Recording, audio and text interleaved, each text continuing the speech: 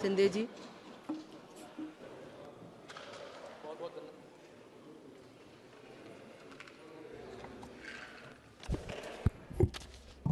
बहुत बहुत धन्यवाद आपका कि आपने मुझे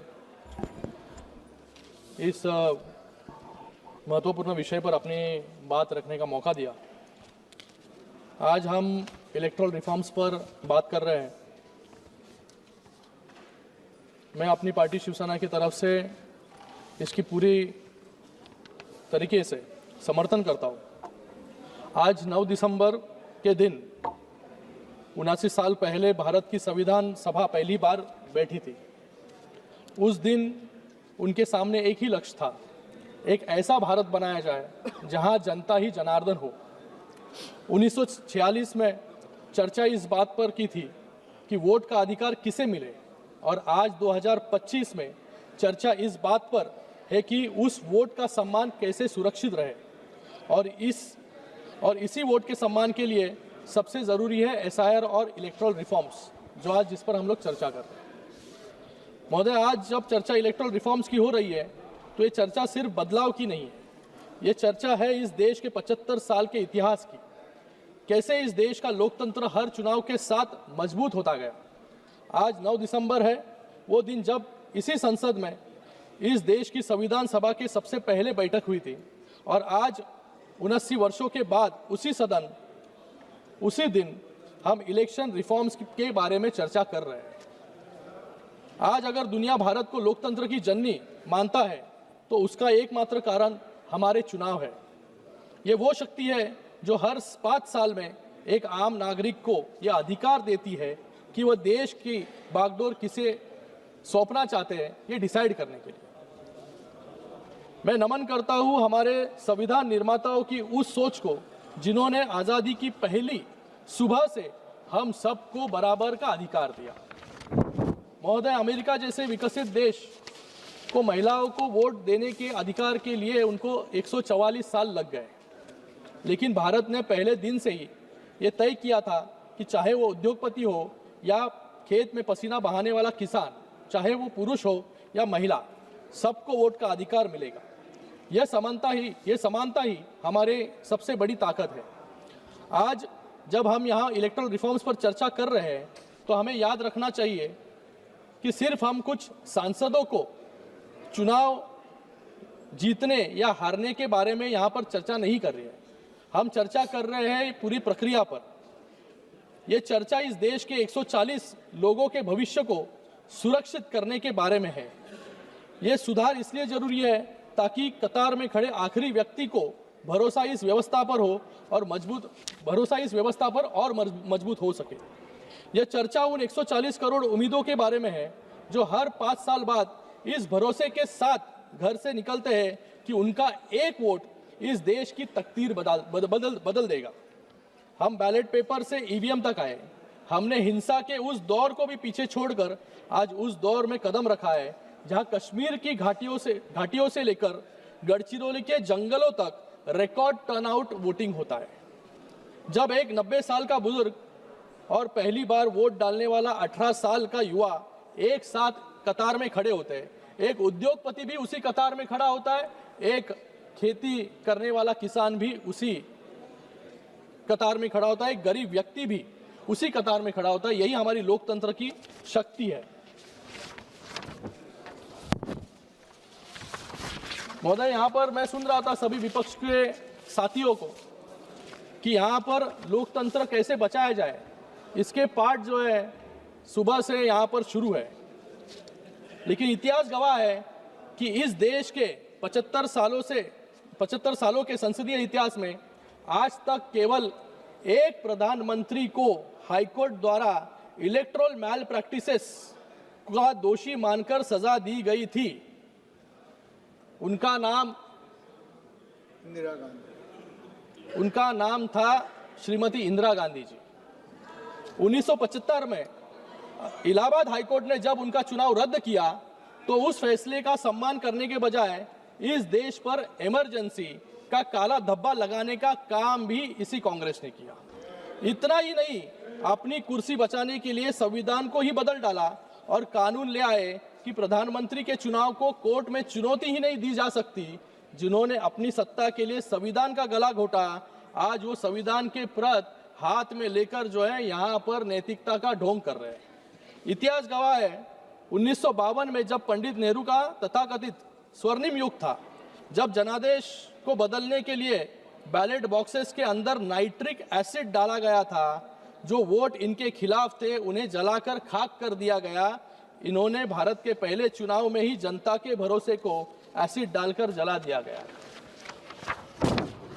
इनका सबसे बड़ा पाप, अभी यहाँ पर कुछ वक्ता डॉक्टर बाबा साहेब अम्बेडकर जी के बारे में बात कर रहे थे, लेकिन वही डॉक्टर बाबा साहेब अम्बेडकर जी को संविधान संसद में पहुंचने से रोकने का काम भी इसी कांग्रेस ने किया।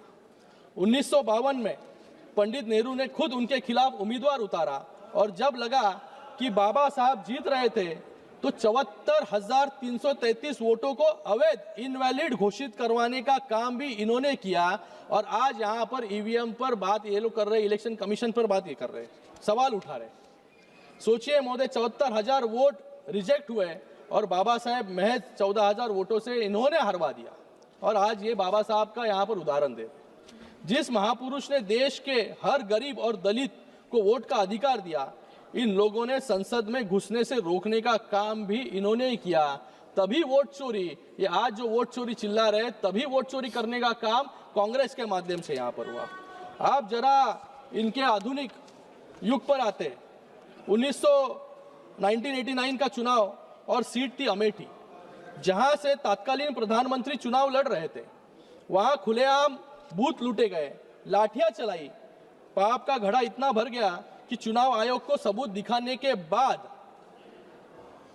97 पोलिंग स्टेशनों पर रीपोलिंग का आदेश देना पड़ा। जिस देश के प्रधानमंत्री के खुद की सीट पर निष्पक्ष चुनाव न हो सके, वो आज लोकतंत्र का पाठ जो है यहाँ पर सभी को पढ़ा रहे। यहाँ पर मैं टीएन शेषन जी का भी उदाहरण देना चाहूंगा कि टीएन शेषन जी जो एक निष्पक्ष अधिकारी थे, उनको रातों रात कानून बदलकर उनके पर जो है काटने का काम भी इन्होंने किया। आज मैं यहाँ पर यूबीटी वालों को भी सुन रहा था, कल भी उनको मैं सुन रहा था, लेकिन बाला साहब ठाकरे के जी के बारे में वो अभी भूल गए बात करने के लिए। लेकिन मैं यहाँ पर याद दिलाना चाहूंगा कि जिस इलेक्शन कमिश्नर ने एमएस गिल ने हिंदू हृदय सम्राट बाला साहब ठाकरे जी का वोट का अधिकार छीन लिया गया था, आज उसी कांग्रेस के साथ आज उसी कांग्रेस के साथ इनको बैठना पड़ रहा है। मैं बाला साहब ठाकरे जी का एक उदाहरण देना चाहूंगा। 1990 में जब बांग्लादेशियों की संख्या मुंबई में और पूरे भारत में बढ़ रही थी, तभी इन्हीं बांग्लादेशियों घुसपैठियों को बाहर निकालने की बात बाला साहब ठाकरे जी ने उस समय की थी। और आज एसआईआर के बारे में भी एसआईआर क्यों हो रहा है? आज एसआईआर इसीलिए हो रहा है कि जो बांग्लादेशी आज जो रोहिंग्या आज इस देश में घुसे हैं, आज जो रोहिंग्या वेस्ट बंगाल में है, आज जो रोहिंग्या मुंबई में तो लाखों की संख्या में इनकी तादाद बढ़ी है। तो मुझे लगता है कि जो सुप्रीम कोर्ट ने भी कहा है, if they don't have legal status to stay in India, if an intruder comes, do we give them a red carpet welcome? What is the problem in sending them back? ये खुद supreme court ने कहा है। लेकिन इनको दिक्कत जो है इनकी वोट बैंक से है। इनको अगर बाहर निकाल दिया गया तो इनको वोट कौन देगा, यही इनकी सबसे बड़ी दिक्कत। इसलिए एसआईआर का विरोध करने का काम यहाँ पर इन लोग कर रहे हैं। आज मिजोरम में सबसे ज्यादा अगर क्रिमिनल केसेस है तो 50% आपराधिक मामले जो है ये बाहरी लोगों से जुड़े हैं। आज मुंबई में लाखों की संख्या में घुसपैठियां यहाँ पर बांग्लादेशी घुसपैठियां हैं। इनको फिर से जो है बांग्लादेश में भेजने का काम जो है करना चाहिए। मैं यहाँ पर कुछ लोग कह रहे थे कि अनअपोज्ड इलेक्शंस, ये जो नगर पंचायत के इलेक्शंस यहाँ पर हुए महाराष्ट्र में, उस इलेक्शंस में कई अनअपोज्ड इलेक्शंस हुए। क्यों हुए अनअपोज्ड इलेक्शंस? क्योंकि इनके लोग खुद फॉर्म भरने गए नहीं, इसलिए अनअपोज्ड इलेक्शंस जो है वहां पर नगर पंचायत में हुए। ये अरविंद सावंत जी, तुम्ही खरं सांगा, तुमचे किती लोक जे आहेत की तुमच्या कार्यकर्त्याचा प्रचार करण्यासाठी आले?